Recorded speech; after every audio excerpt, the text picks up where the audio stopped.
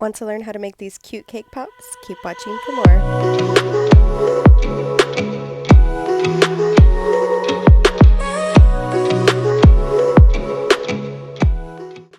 I started out by adding my 8-inch cake to my stand mixer and let that mix until it became a nice fine crumb. Once it got to this stage, then I went ahead and added my frosting of choice. I used chocolate ganache here. It's a more firmer frosting, and I really wanted my cake pop dough to be a nice firm consistency. And you can kind of tell here how good of a consistency this cake pop dough is. Once I was finished with that, then I went ahead and measured out the sizes I wanted my cake pops to be. I went ahead and rolled and dipped them off camera. Then I went ahead and used my mini M&Ms as the ears for the bear. This is so cute.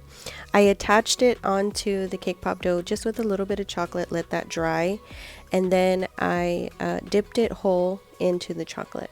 You can see here just me adding all the little ears. Now I like to dip my cake pops from side to side. I found it's just much more easier for me so that my cake pops don't fall into the chocolate. I finished dipping all of them, that I made their cute little bows, the little snouts for the bear. And then this is something I like to do. The cake pop is not going to be sitting on a stand. I like to trim that excess off and then use the heat from my finger just to smooth it out. Once I'm done with that, then I go ahead and paint on the little nose and mouth and eyes.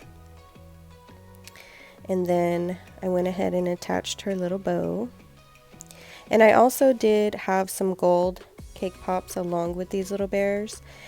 And I just swirled them around in some sprinkles that had some gold dust in them. This is the easiest way to cover gold cake pops.